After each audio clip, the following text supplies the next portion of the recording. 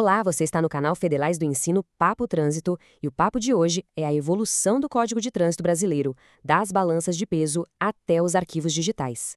Imaginem só a complexidade de administrar o trânsito num país com dimensões continentais como o Brasil. De um lado, as rodovias sofrendo o impacto diário de caminhões com excesso de peso, o que exige regras muito claras para proteger nossa infraestrutura.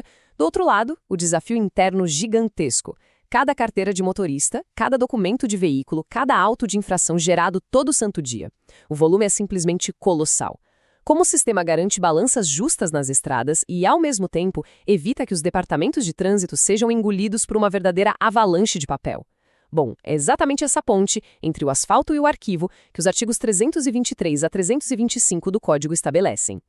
E para começar a entender essa estrutura, o artigo 323 traz um número inicial super importante: 180 dias. A lei deu esse prazo específico para fixar a metodologia exata de aferição de peso dos veículos. Porque, pensem bem, não bastava só dizer, olha, não pode ter excesso. Era preciso definir como medir isso e, principalmente, estabelecer os percentuais de tolerância. Afinal, a física de uma carga em movimento e até as variações normais das balanças exigem uma margem de segurança que seja justa para todos. Durante esses 180 dias de transição, o legislador suspendeu as penalidades tradicionais lá do artigo 231. A ideia era muito clara. Primeiro a gente organiza a casa, define as regras do jogo e só depois aplica as penalidades definitivas. Um detalhe bem interessante dessa organização é notar quem assumiu essa missão. A responsabilidade de fixar toda essa metodologia vital de aferição e tolerância caiu no colo do CONTRAN, que é o Conselho Nacional de Trânsito, o órgão máximo normativo do nosso sistema. Mas enquanto o CONTRAN trabalhava nessas regras durante aqueles 180 dias, as rodovias ficaram sem fiscalização? De jeito nenhum. Eles implementaram uma regra temporária de multas baseada na UFIR, a Unidade Fiscal de Referência. Hoje em dia a gente nem usa mais a UFIR, mas na época ela era um indexador padrão do governo para atualizar valores de impostos e multas.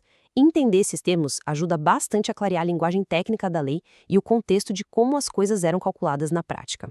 E isso ilustra muito bem a lógica daquela regra de transição. Vamos dar uma olhada na matemática da época para entender o impacto financeiro de verdade. A penalidade substituta nesses 180 dias foi cravada em 20 OFIR para cada 200 kg de excesso de peso ou qualquer fração disso, ou seja, até 200 kg extras, a multa era de 20 OFIR.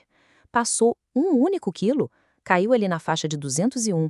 Até 400 quilos, a multa já dobrava para 40 OFIR, e assim por diante. Era uma progressão aritmética rigorosa, e isso garantia que o excesso de peso continuasse sendo fortemente desestimulado, doendo direto no bolso, mesmo antes de o CONTRAN fechar completamente a metodologia e as tolerâncias finais.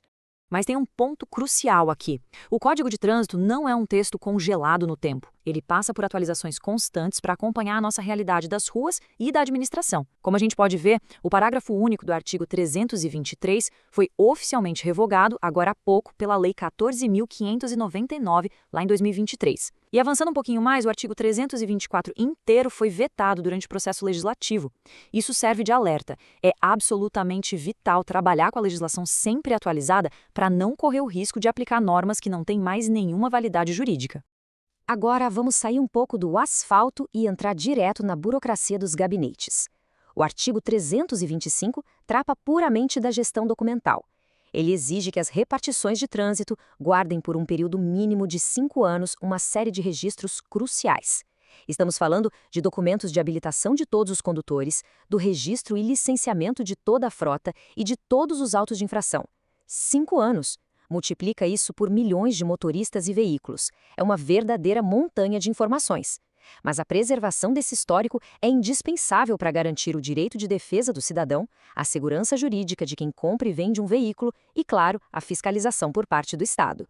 Só que manter tudo isso fisicamente era simplesmente insustentável. O que nos leva aos parágrafos 1º e 2º do artigo 325 que entraram na lei em 2016. Foi uma revolução administrativa. De um lado, pensa naquele antigo arquivo físico, galpões gigantes, custos absurdos com papel e o risco constante de perder tudo por causa do tempo ou da umidade. Do outro lado, o arquivo digital. A lei finalmente permitiu que esses documentos fossem gerados, tramitados e arquivados de forma totalmente eletrônica. E o melhor de tudo, Desde que as informações sejam seguras, a guarda física em papel está legalmente dispensada. Mais uma vez, coube ao CONTRAN regulamentar como essa geração e a eliminação dos papéis deve acontecer, mantendo um padrão para o país inteiro. Claro que, para jogar tanto papel fora, a gente precisa de uma garantia inquebrável, né? É exatamente isso que o parágrafo 3º exige. O sistema tem que ser completamente blindado. Não é só escanear um documento e salvar numa pasta do computador. A lei exige certificação digital pelos rigorosos padrões da ICP Brasil, a Infraestrutura de Chaves Públicas Brasileira.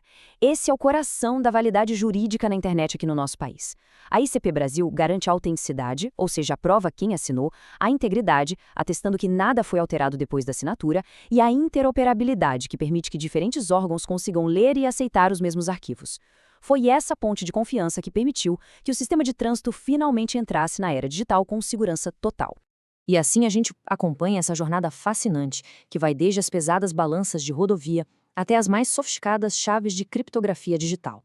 Afinal, se a lei consegue modernizar o controle de toneladas de carga e de montanhas de papel, qual será a próxima grande revolução tecnológica no nosso trânsito? Federais do Ensino, um papo melhor para o mundo melhor. Produzido por Jordan Nascimento.